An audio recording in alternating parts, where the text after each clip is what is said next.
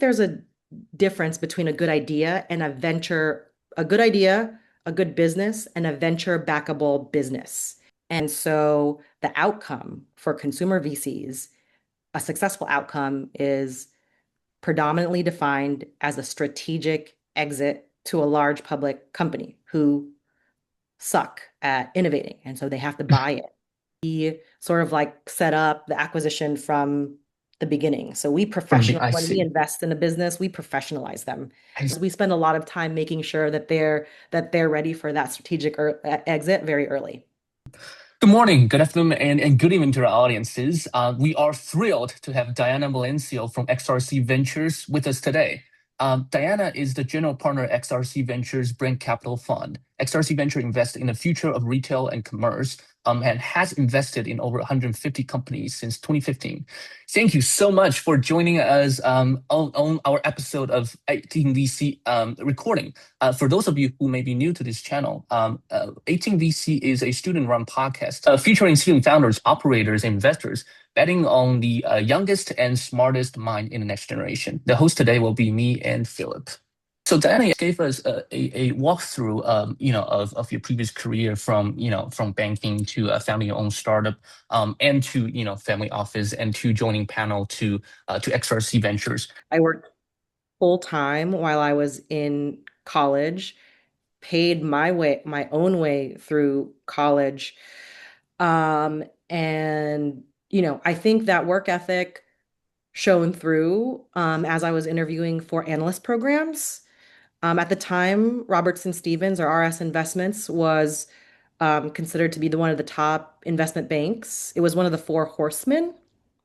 So that was my first job out of college, and that really sort of like helped set me up for success. Not only because I worked with some super challenging managers, but in exchange for, say, staying like an extra year, which I did, they introduced me to every investment bank on Wall Street. And so I got a Wow. number of offers when I moved to New York. Mhm. And I sort of stayed in Wall Street long after I wanted to because I mean the money was really good and Yeah, I grew yeah. up like financially struggling. So I was just like, I'm not gonna leave. Um, and But at one then point of time, something happened and you left. I did, yeah. My portfolio manager at the time, still I consider a great mentor, sat me down and just said, you don't want to be here.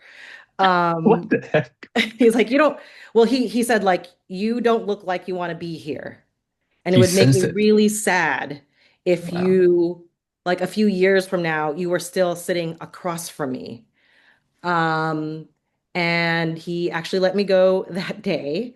Um, but I had been working on something with my friend. I don't know if he had like spidey senses, but he knew that it was time, and I had enough savings to make that leap. And that's when like I started working full time on OKMyOutfit, which grew really quickly. A month after we launched that mobile app, I was at a party and met a news anchor at ABC News. So Mhm. we were on ABC News. And then after that aired, it aired in New York taxi cabs for like 6 weeks. And so within like a month of launching that app, we had like 15, 20,000 users. So we didn't have a lack of users. What we Mhm. had was a lack of a true business model, primarily affiliate, which is just, I think in general, still a bias of mine. Like affiliate revenue models are Mhm. bad ones, unless you have an unfair advantage on customer acquisition and you can scale to millions very quickly. So if you were, I don't know, Taylor Swift and you launched an app and you had $20 million, 20 million users right away on the app, then you could make an affiliate model work. But you can't if you're going, tensies, twosies, hundreds, 10,000 here. That's going to be years before you generate revenue. Yeah. So it's pivoted and started a new business, last mile delivery called Quinn.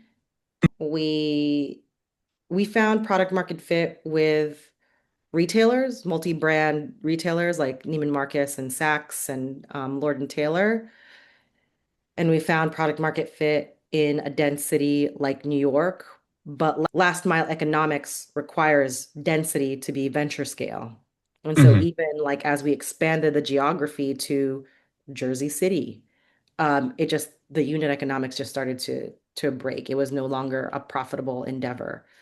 So the lesson I learned, I read your questions. The lesson there is it was just not those were just not venture scale businesses, but I learned a lot. Um, yeah, and then I ran a large family office, and then about really only about like a year into it, Pano, the founder of XRC, approached me and said, Hmm. "Hey, do you want to join XRC?" We started like an advisory kind of like engagement, and then I went full time in like the middle of 2021. I've been there ever since. So back in your point at around transition from your finance career to founding your first startup in fashion space, what exactly that led you to choose fashion as the first entry point of the startup world? I mean, I still have an interest in all things consumer, retail, fashion, design. So it felt like a natural fit.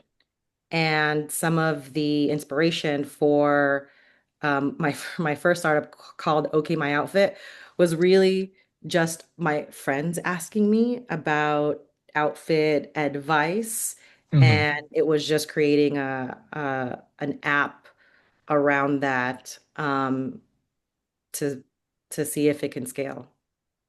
That's interesting. So have you? So I also know a lot of like companies nowadays are also trying to build like a virtual try on or like smart Yeah. wardrobe. Have you looked into any of this space? And does it kind of are you able to resonate more with what founders are thinking because you have similar experience in the past? I resonate with the problem. Fit is a perennial issue in online sales in particular, very high return rates, which in turn high costs to the brand and the consumer. The issue with virtual try-on is that fit Hmm. is very different based on the person. Some people like very form-fitting fit. I like, depending on the shirt, mostly loose fitting shirts. So it's kind of hard to it's really hard to create that technology because the definition of fit differs by person and differs by body type, even if you're the same size. Hmm. That makes sense. So I understand the problem. It's not an area that I invest in. So you have yet to found a great solution to actually fix the problem in the field. We've seen a lot and actually drafted an internal white paper about it. We did like a big search and an analysis of why, when Gap tried it, it didn't work. When Levi's tried it, it didn't work. And we spoke directly to the executive team launching those programs and testing the different startups. I don't see a solution anytime soon, so I'm not really bullish on that as a startup idea. I see. Yeah, I see. sure. During the 2016 to 2017 period, you have been a two-time consumer tech founder. The two company OKMyOutfit and Quinn, which is backed by Jason Calacanis and also XRC Ventures. Looking back at these experience, how did you learn during the process, and how does that influence the way you evaluate startups and founders as an investor today? I think there's a difference between a good idea and a good idea, a good business, and a venture-backable business. And the issue with both those companies was not necessarily product market fit. Okay, my outfit attracted over 20,000 um, um, users in the span of 2 months. And Quinn had major partnerships with Saks, Lord and Taylor, Bloomingdale's, Neiman Marcus. And so the issue wasn't necessarily product market fit, was a business model that was venture scale. And so I try to differentiate what is a good idea because it is solving a true problem with one that can that you can underwrite to $1 billion Mm. outcome. And those are not always the same. Definitely. And have that, so you are basically using that three different ways of classifying if that startups is a venture-backable business when you are evaluating them nowadays. And that's basically the biggest lessons probably or takeaway you have from the experience. There's a lot of takeaways, but Oh, specific to what I just said, um, the unit economics, whether technology or consumer brand, has to work. And if those unit economics don't work, are not venture scale, then it's not one that should have venture dollars invested into it. There's plenty of great businesses, plenty of great ideas that are meant to be lifestyle businesses. Those are great businesses. Um, and so I would implore founders to not necessarily look to venture capital first when they have a great idea Mm. and they want to build a business. yeah, definitely. And we want to have another one that is we have checked your basically your previous interviews and your articles. You've actually been quite open about the imposter syndromes, and we have you serve as a managing partner of a fund, and it's I think it's a quite demanding job, which you need to communicate with different founders and LPs in a sense of perfection, confidence, and authority. How did you actually navigate through that?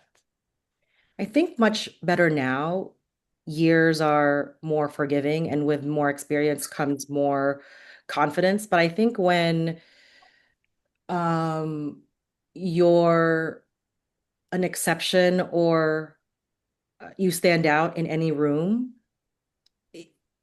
so if you're like insecurity can creep in, whether you're Right. the only woman, whether you're the only person with an accent, whether you're whether you didn't go to a certain level of school. A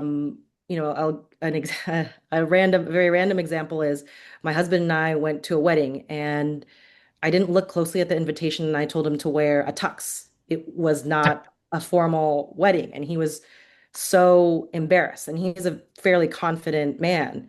But in that moment, he felt like he was um, he was other, if that makes sense. He felt a little bit out of place, and that can anyone in that situation, you'd have to be in that situation like regularly to sort of overcome that insecurity to feel confident. And so I think with actually with my Substack and these type of podcast appearances and like Mhm. I've been on Bloomberg and I'm on stage at a lot of conferences. Those are always really difficult for me. Being in front of a camera and being on stage is not something that comes super natural. I love meeting one to Oh. one. I like writing behind a computer screen, being informed by data in front of me, and then like editing and writing and editing, double checking, making sure that we footnote a lot of our a lot of our research. Um, like that's where I feel most confident. But with enough repetition and enough years of experience, your confidence increases and you feel more Yeah. at ease. Yeah, definitely. Thank you so much for like stepping out of your comfort zone and take our podcast and showing up. Yes. Yeah, and then we want to talk a little bit more about XRC. So XRC runs a family of funds across the Accelerator Fund, the Brand Capital Fund, and the Opportunity Fund. How does these three funds like reinforce each other in terms of deal flow, and where do they sit? How do they sit differently inside in terms of the investment thesis?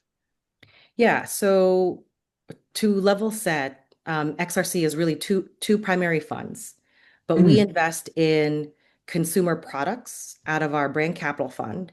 And then we have a technology fund that invests in technologies that help get that end product to the consumer. So supply chain logistics that helps consumers transact, commerce, payments, fintech, that helps that product show up to the consumer through marketing technologies and social commerce. So the end-to-end consumer journey is what we invest in.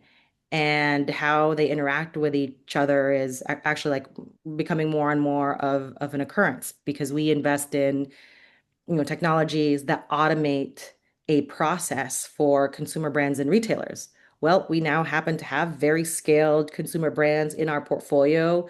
We happen to have large public retailers and large public consumer brands, the largest global mall operators in the world as our LPs. And so a lot of the ways that we add value and have an unfair advantage in the market is through those relationships that we can help foster. So it's really like a symbiotic relationship between our consumer brand investments and our technology investments.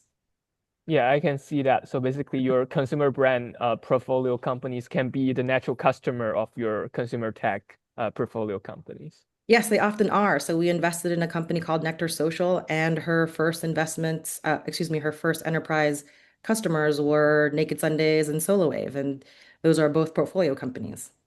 Yeah, I think that's definitely a great way to find the first customers for startup. Yeah. yeah. I actually saw the post about the Nectar space. I think they're generating a lot of momentum right now. So good for them. What's for you? What's the large investment success and the bitterest lesson for you at XRC? The biggest success is being the first call for my portfolio company founders when Sam at Naked Sundays is reviewing a distributor contract. She sends it to me first. When Connor at Homefield, he's fielded a lot of acquisition Mm, bids, actually. He lets me look at the LOI wow. first and like opine on it. And I think that Mhm, level of trust is incredible. In terms of failure, I think we fell in love with a lot of products historically mhm. where the product was good, but the founder didn't know how to sell or didn't know how to hire the people that can sell. It's like that saying, um, the tree that falls in the woods, or English is my second language. So what is it? It's like the tree that gets chopped down, but no one hears it because it's in the forest. You Oh, know what I'm okay. saying?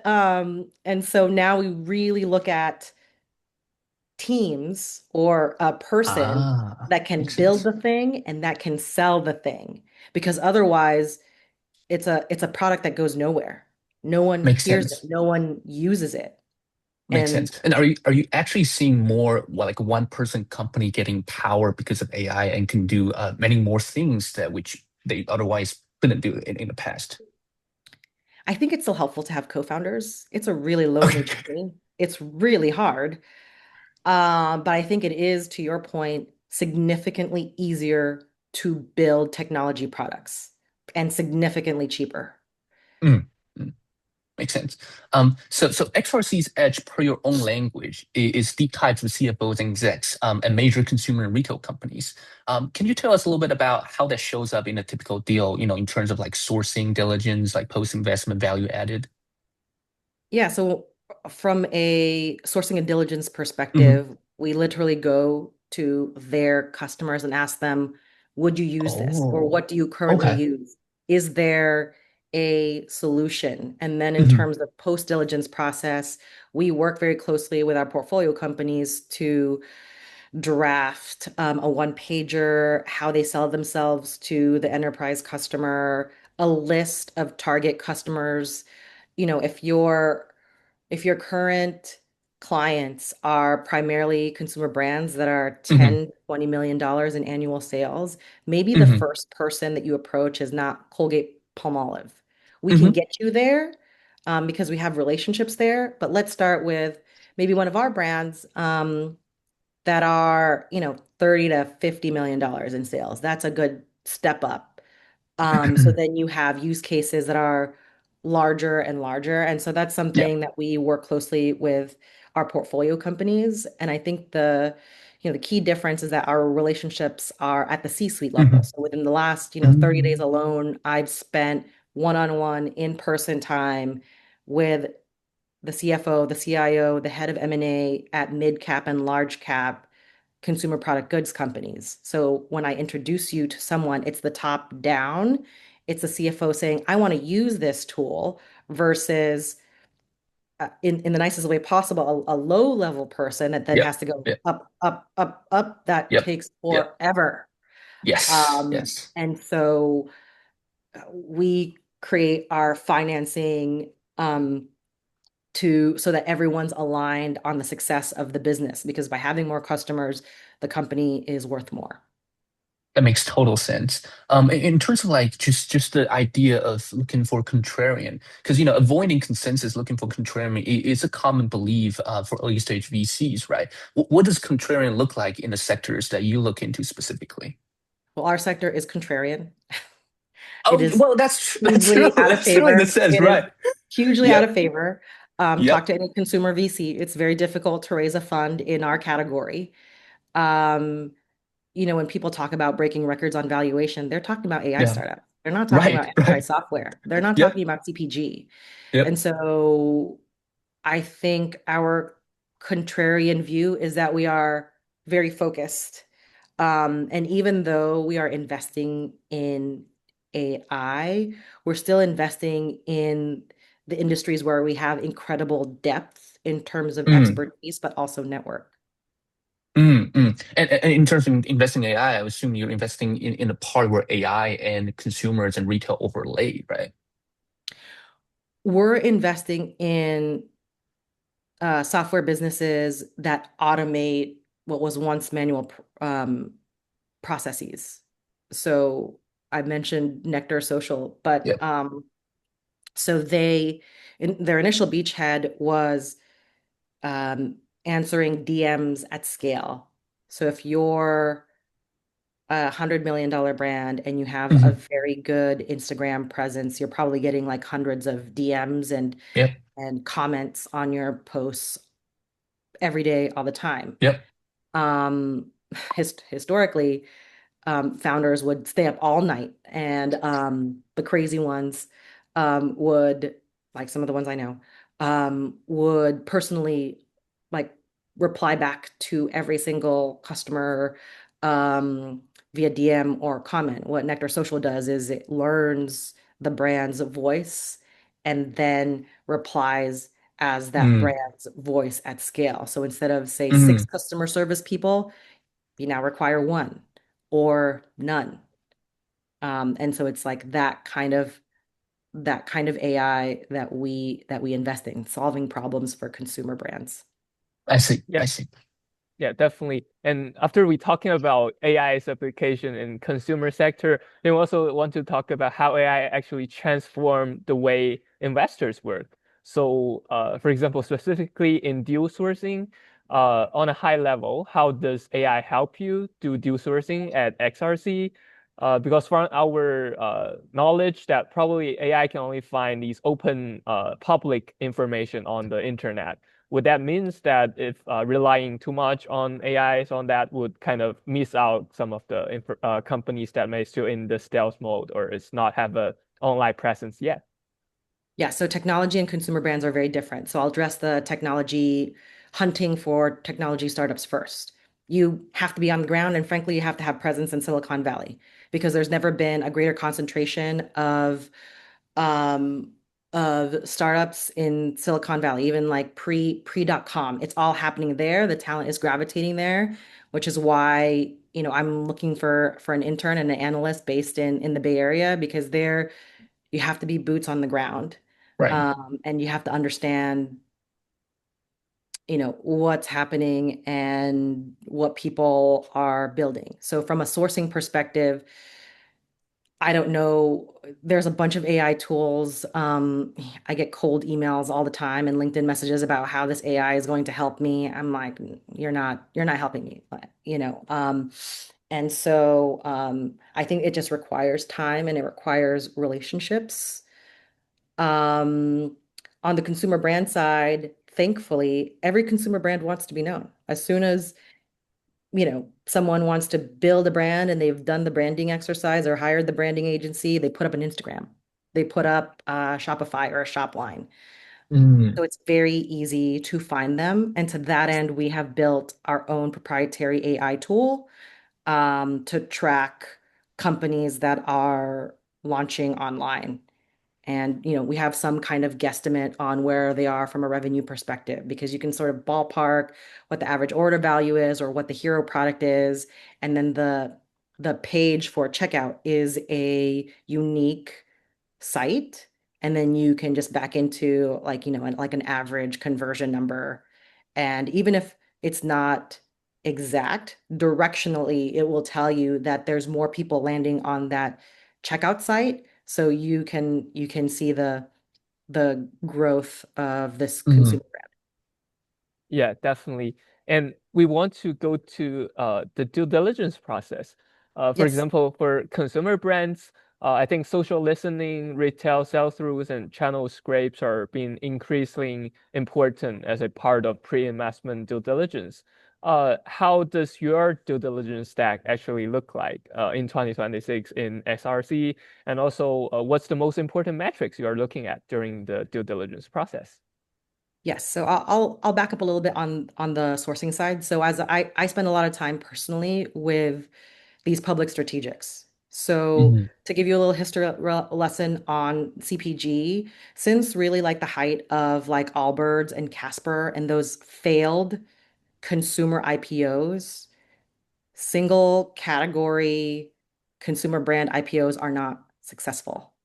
And so the outcome for consumer VCs, a successful outcome is predominantly defined as a strategic exit to a large public company who suck at innovating. And so they have to buy it.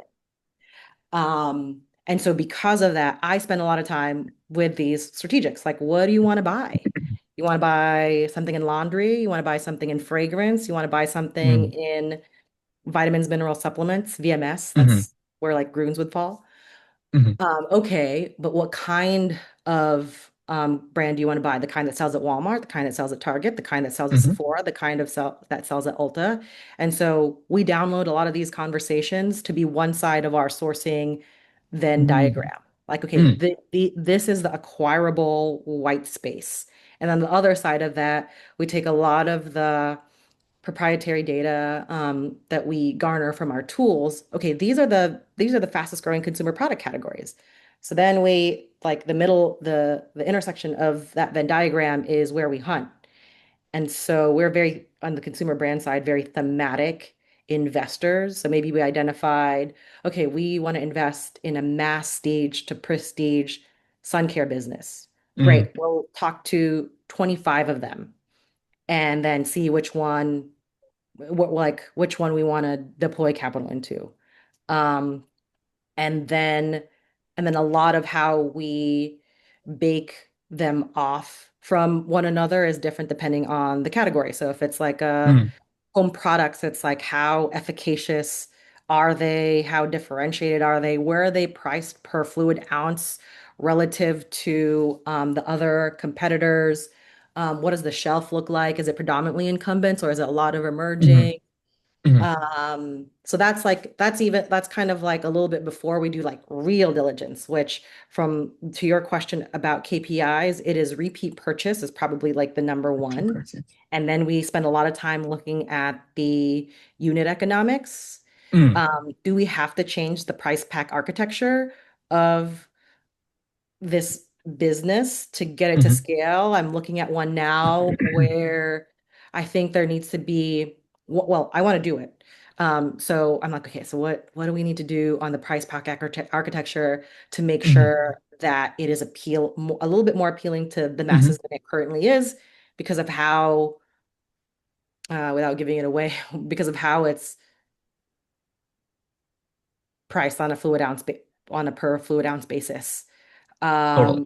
So that is like, and I think we do our diligence process, I would say, is more akin to growth equity and private equity Oh, than it is to traditional venture capital.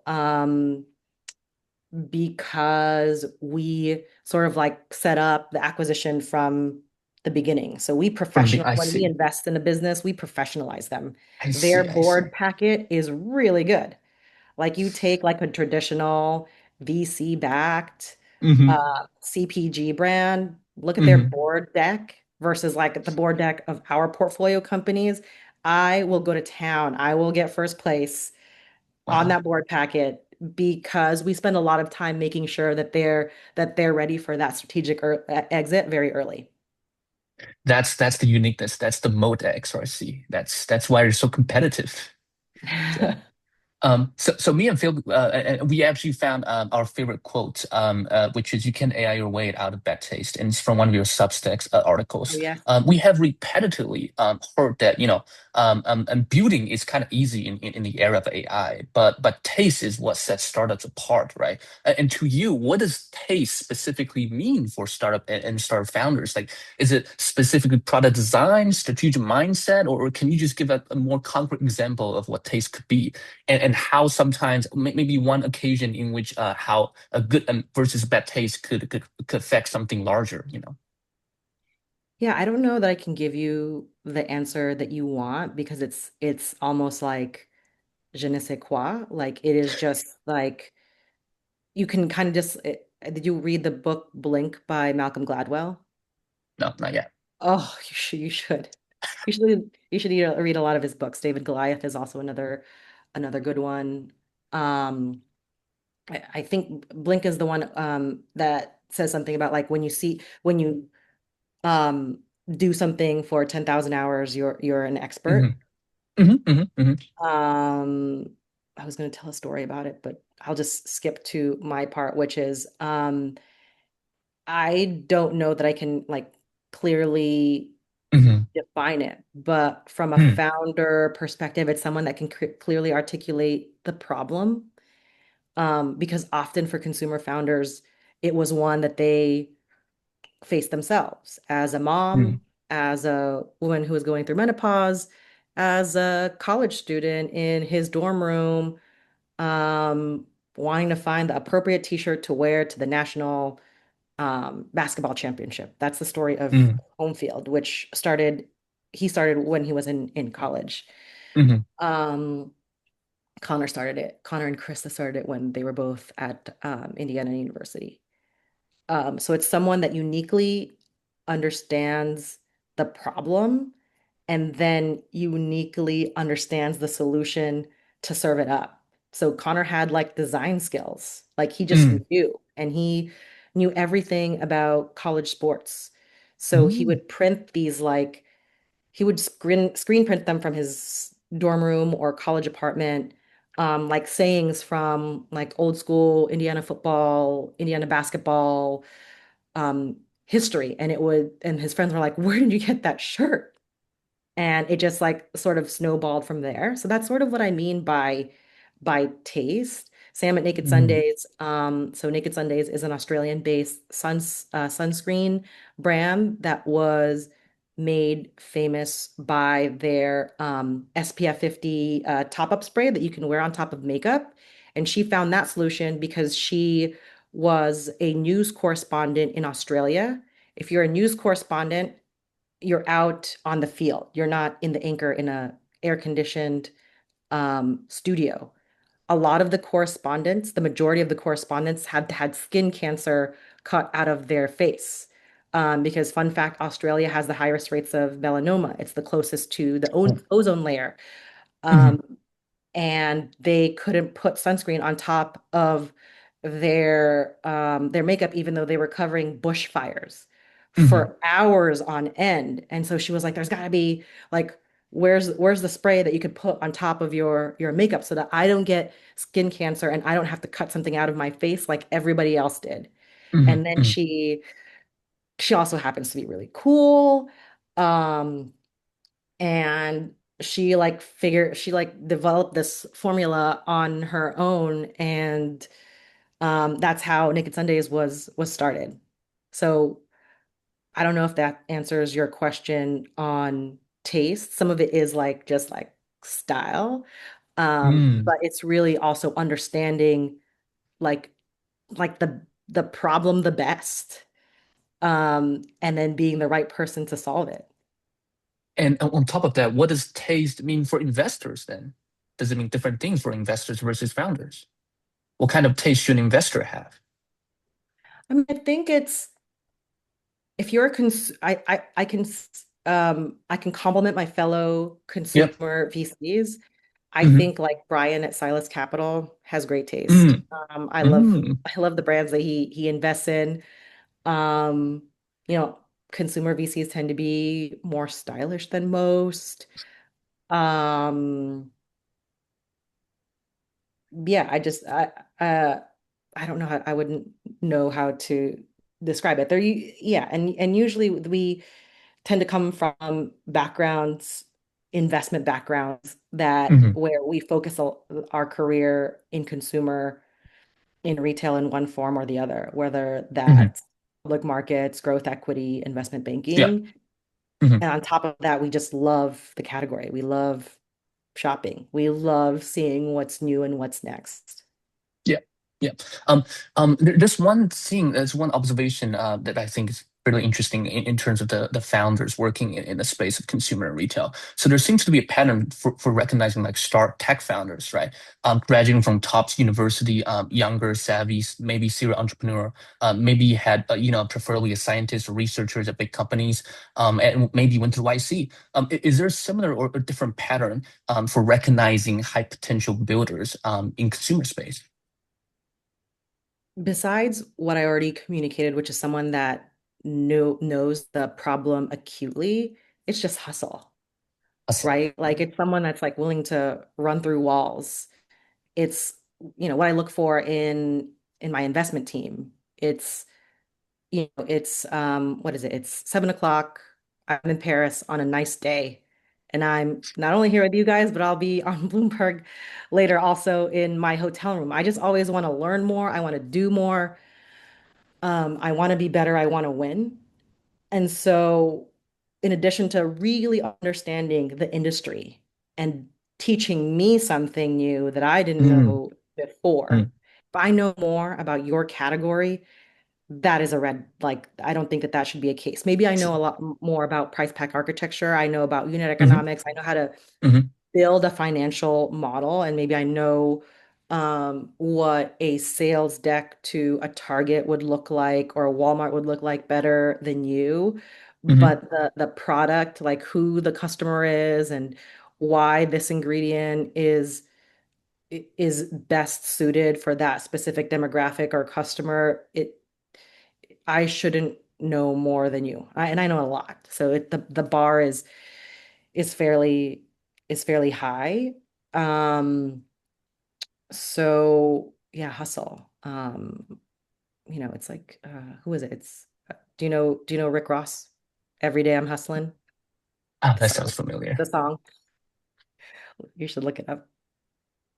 Well, Definitely. I mean, it also kind of echoes back to, Steve Jobs, right? Stay hungry, stay foolish. I think that we also have kind of resonance in that quote about, Yeah, your hustling, bustling. inspiration, Harry 2020 VC. He's been loving getting on fights on LinkedIn recently on 996 and and working all the time. But honestly, I ascribe to his similar philosophy. I think to build Hmm. anything big or Hmm. aspire to, you have to spend a lot of time doing it. You have to know more than me, and I spend a lot of time doing what I do. Yeah, yeah, makes total sense.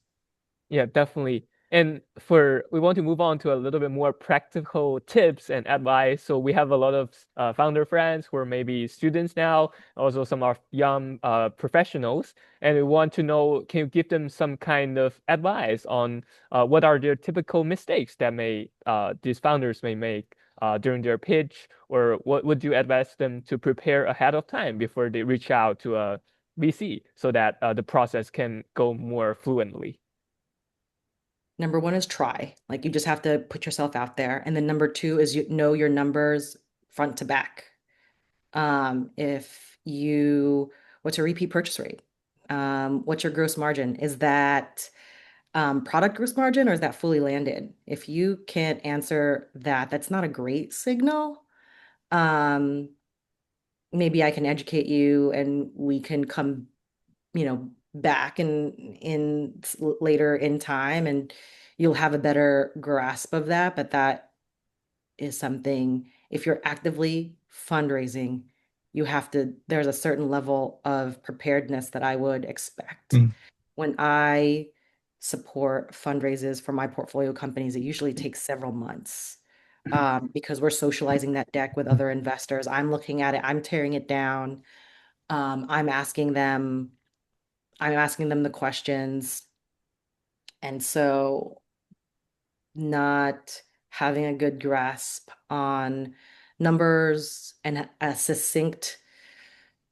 uh, a succinct communique on why you are different is would be a big mistake.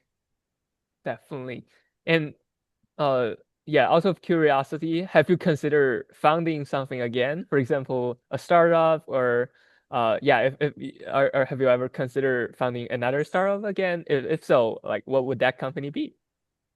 No. So it was very hard. It was very, very hard. So in the span of two startups, I did that across 5 years. Raised venture capital, as you mentioned, from Yeah, Jason Calacanis and XRC and yeah. Accenture. And it was really hard and soul crushing. The highs are few and the lows are many. Um, I I think thankfully I was fortunate enough, like I had a spare room in New York. Not a lot of people do that, have that. And so I Airbnb'd that because I wasn't paying myself. I sold Christmas trees. Like I did crazy things to extend my runway and then extend my runway and then extend my runway and then extend my runway. So that level of passion and perseverance is maybe like another thing I would add to my list of things I look for in founders. Like, are you doing it full time? Mm, I mean, that's very important. yes, it's very important. And where can people follow your work? You engage with the SRC or reach you? Yes, so I'm very reachable on LinkedIn. I'm very active outside of, actually even when I'm on a plane, I'm just like on it all the time. Also Um, all the time. yeah, like, multiple times a day. I'm not like on it like all the time. It's not um yeah, I'm not like addicted to it, but like if I'm online, I see a little ping, I get like an email notification, Mhm. I have time, I'm in the bathroom, I like, send a little message. Yeah. Yeah. So that before we actually wrap up our recording session, the last question may be a little bit unconventional, but it will take us back to your childhood time. What was your childhood dream? Um, I mean, my childhood dream was just to support my family, which is what I'm living today. Mm, I It took me longer than I thought. So my I'm in my 40s. I'm 43 and I didn't get to this place as young as I wanted, but I think it's all meant to be. worked out. Mhm.